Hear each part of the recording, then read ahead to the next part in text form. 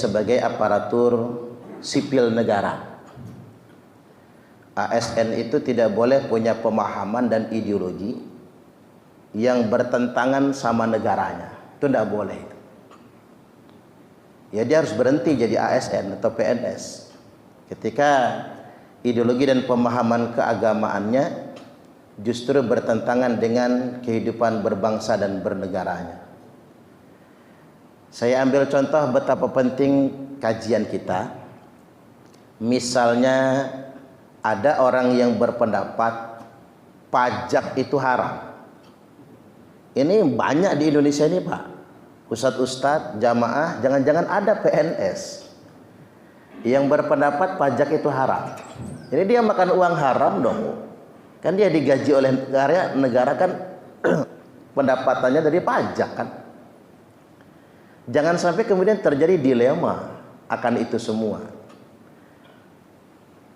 Kutipannya sabda Nabi, inna sahibal maksi finnar, sesungguhnya pemungut pajak itu masuk neraka. Jadi yang masuk neraka itu kalau dispenda udah pasti itu, Pak. Udah pasti masuk neraka semua itu. Pegawai pajak gitu, orang sekolah di setan gitu, itu berarti daftar masuk neraka itu. Karena dia kalau nggak jadi pegawai perpajakan ya pastinya bea cukai kan begitu, daftar masuk neraka. Dan kemudian sampai ketua RT masuk neraka. Karena ketua RT itu punya tugas membagikan PBB, tagihan-tagihan PBB itu kan. Nah ini masalah gitu. Ketika ini menjadi paham, dan saya lihat sudah banyak yang terpapar paham yang menganggap pajak itu haram hukum. Padahal hadis itu bukan terkait dengan pajak, pungutan wajib yang dilakukan oleh negara. Tapi mukus di situ adalah kebiasaan orang Arab jahiliyah yang mereman di pasar atau di jalan melakukan pungli, pungutan liar. Jadi kalau pedagang nggak nyetor pungutan liar atau pajak itu, maka dagangannya akan diganggu. Ya persis kayak preman-preman pasar tradisional yang malakin pedagang atau tukang-tukang ngemil di jalan. Tinggal yang ngemil kan dua macam. Ada yang berseragam, ada yang preman tak berseragam. Itu bedanya cumanan. Tapi sama itu. Sama yang disebut mukus di sana itu. Jadi sebetulnya hadis yang mengatakan pemungut pajak itu masuk neraka sama sekali bukan pajak yang dipungut negara. Tapi lebih kepada pungutan liar, pemalakan, premanisme. Nah ini kan penting untuk kita kaji. Agar kita tidak terjebak dengan paham yang sedemikian rupa. Ada lagi yang mengatakan bank itu haram. Nah kalau bank haram repot. Masalahnya sekarang PNS itu ngambil gajinya lewat bank, betul nggak? Jangankan PNS ASN, Pak, Ustadz aja sekarang dibayar pakai Bank Lampung. Saya nggak akan ditransfer kalau pakai Bank Mandiri, Pak. Harus pakai Bank Lampung. Nah, apa kita harus ambigu? Harus pura-pura munafik? Ya sih, bank haram, tapi mau gimana lagi? Kita mau munafik begitu? Nggak bisa. Kan sederhana ngejawabnya. Zaman Nabi kan belum ada bank. Loh alangkah beraninya orang mengharamkan bank. Nah ini kan perlu kita kaji nih, Pak. Apalagi ada pendapat Profesor Dr. Wahbah Az-Zuhaili yang mengatakan bank tidak haram. Pendapat Syekh Ramadan Al-Buti yang mengatakan bank tidak haram.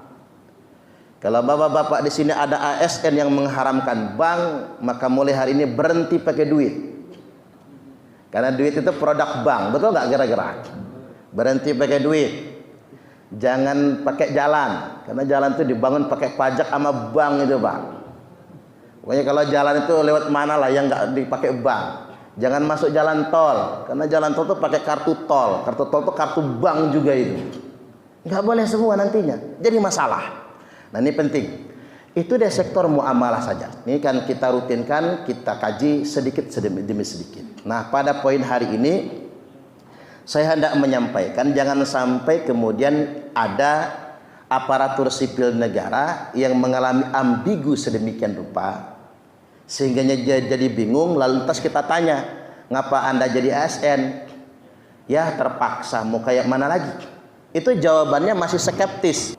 Cuman yang jadi masalah Bapak Ibu, ketika jawabannya begini, saya sengaja masuk PNS untuk nyusup.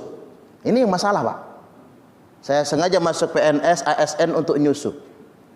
Yang ditangkap Densus 88, bukan yang ditangkap, yang diprofiling Densus 88, dan sebentar lagi akan ditersangkakan kalau dia nggak komit. Itu kepala UPT Puskesmas. Bayangkan, kepala Puskesmas sampai begitu. Jangan-jangan seperti apa yang dikatakan oleh Hizbut Tahrir, talabun nusrah. Apa itu? Nyusup jadi PNS, jadi tentara, jadi polisi, jadi anggota DPR, masuk ke partai politik, masuk ke semua instansi pemerintahan. Ketika mereka besar, mereka akan melawan negara, bugoh, memberontak. Itu yang lebih berbahaya lagi, karena ada dilema akan kesetiaan bernegara. Nah, pada kesempatan kali ini saya akan mengawali tema kita tentang kesetiaan bernegara ini berbanding lurus dengan kesetiaan beragama.